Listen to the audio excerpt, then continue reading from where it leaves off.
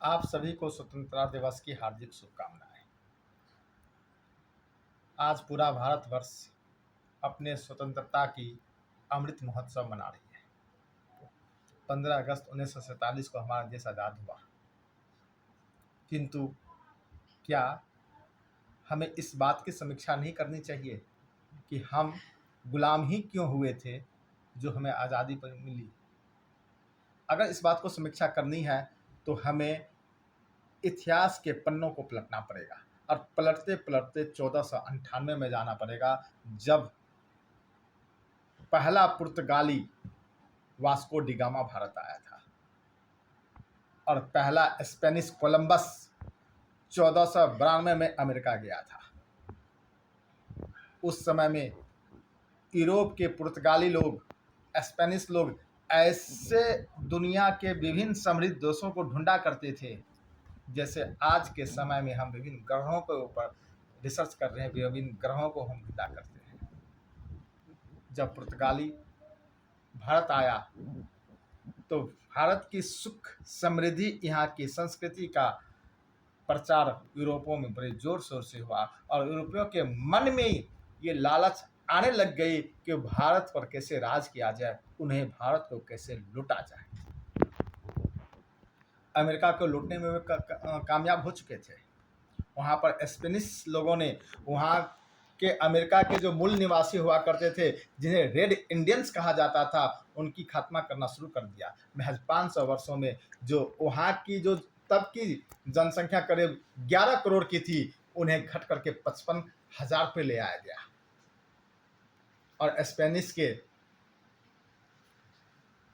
विनिवेश नीतियों के तहत 200 वर्ष पूर्व अमेरिका को स्वतंत्र कर दिया गया। जब यूरोपियों ने उसी नीति के तहत भारत को भी गुलाम बनाने की कोशिश किया, तो उन्हें लगा कि भारत की समृद्धि को ऐसे नहीं तोड़ा जा सकता है, भारत की संस्कृति को ऐसे नहीं तोड़ा जा सकता है, क्योंकि वहाँ के लोग, वहाँ के व्यवस्था, वहाँ की संस्कृति और धर्म प्रणय प्रजा को इस तरीके से नहीं तोड़ा जा सकता है। इसके लिए हमें नीति बनानी पड़ेगी। यूरोपियों ने चारों नीतियों की समीक्षा करना शुरू कर दिया। साम, दाम, दंड, भेद, सभी नीतियों के ऊपर विचार विमर्श शुरू हो गए। साम से भी काम नहीं चलता, क्योंकि यहाँ के जो लोग हैं, समझाने पर इस देश की प्रजा कभी नहीं मानती, क्योंकि सर्वोत्कृष्ट सनातन वैदिक एवं अन्य धर्मों के आश्रय में सर्वोत्कृष्ट जीवन का स्वाद यहाँ की प्रजा सदियों से लेती आ रही थी। अतः यहाँ के ऊपर बुद्धि का प्रभाव करके इन्हें समझा बुझा करके गुलाम नहीं बनाया जा सकता था। रही बात दंड की, तो दंड तो हो ही नहीं सकती थी, क्योंकि यहाँ के बलशाली राजाएं, न सिर्फ राजा ही, यहाँ के प्रजा भी युगों से जानती थी कि यहाँ पर उनकी जो मानसिक स्थिति इतनी सुदृढ़ थी, बाहुबल में इतना दम था कि यहाँ के लोगों को दंड दे करके इन्हें तबाह नहीं किया जा सकता था। रही बात दाम की, तो दाम की बात ही क्या करें। जिस देश को सोने की चिड़िया कहा जा रहा था, जिसे लुटने के लिए ही वो आए थे, तो वहां के लोगों को दाम दे करके तो भटकाना मुश्किल था।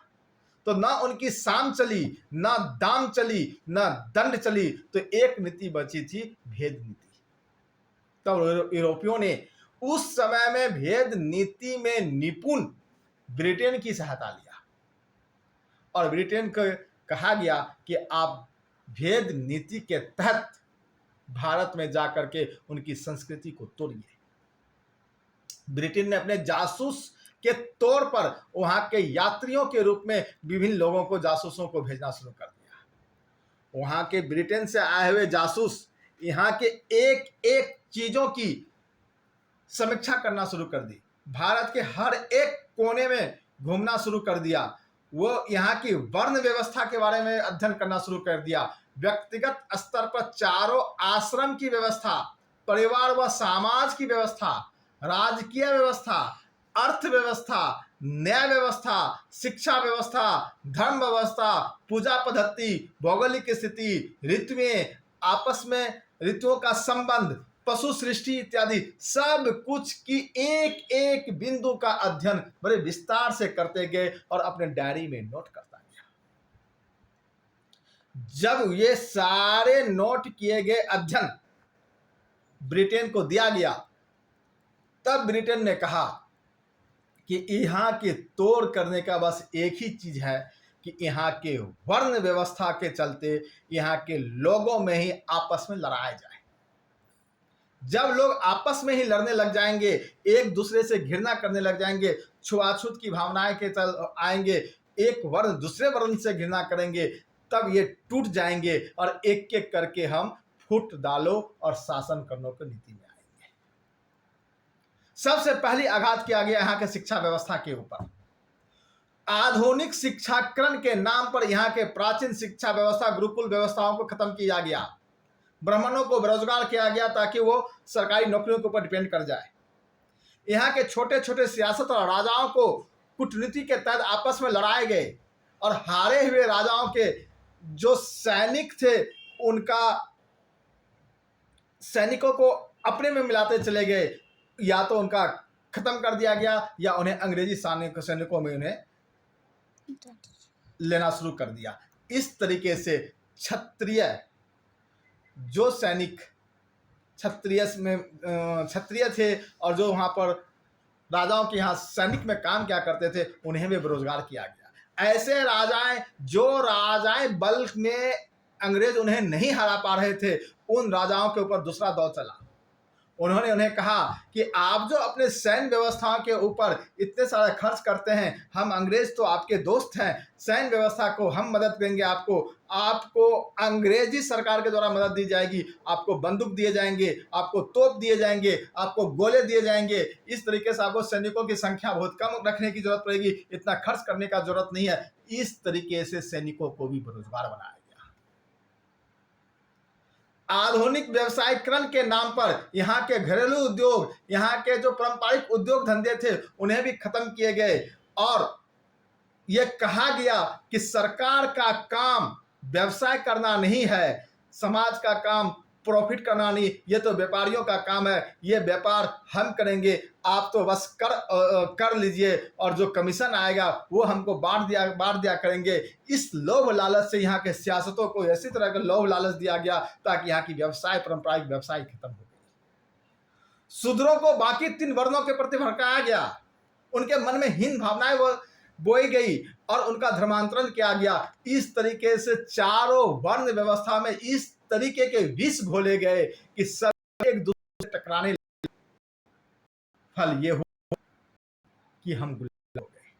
वर्ण व्यवस्था कब जाति व्यवस्था बने पता भी नहीं चला, कब एक जाति दूसरे जाति के दुश्मन होते चले गए पता भी नहीं चला। और उसी जाति व्यवस्था के चलते उत्पन्न होने वाली विसंगतियों के चलते हम गुलाम हो गए। 15 अगस्त 1947 को आजाद तो मिल गया, 15 अगस्त 1947 को हम आजादी मिली, हम स्वतंत्र हो गए। आज हम अमृत महोत्सव भी मना रहे हैं। क्या हमारे समाज से जातिगत व्यवस्थाओं के चलते उत्पन्न हुए विसंगतियां खत्म हुई? अगर खत्म नहीं हुई तो क्या समीक्षा का विषय नहीं है? क्या हम और किसी रूप से और गुलाम नहीं हो सकते? जब तक हमारे भारतवर्ष में जातिगत प्रथाओं के चलते जो विसंगतियां हैं वो अगर खत्म नहीं होगी, हमें पूर्ण स्वतंत्रता नहीं मिल सकता। अतः जातिगत भावनाओं से ऊपर उठ करके क्या हमारे अंदर में सिर्फ भारतीयता नहीं हो सकता? क्या हमारे अंदर में सिर्फ राष्ट्रीयता नहीं हो सकता? क्या हम सिर्फ एक भारतीय नहीं हो सकते? हम सभी धरती माता के सपूत हैं। ईश्वर ने हम सबको बनाया है, फिर हम सब के बीच में ऊंच नीच की भावनाएं क्यों? अतः आप सभी से निवेदन है कि स्वतंत्रता के इस अमृत महोत्सव पर हमें शपथ लेना चाहिए कि हम सभी भारत माता के संतान हैं और हम सभी बराबर हैं। हमारे बीच में कोई ऊंच और नीच नहीं है, कोई छूत और अछूत नहीं है।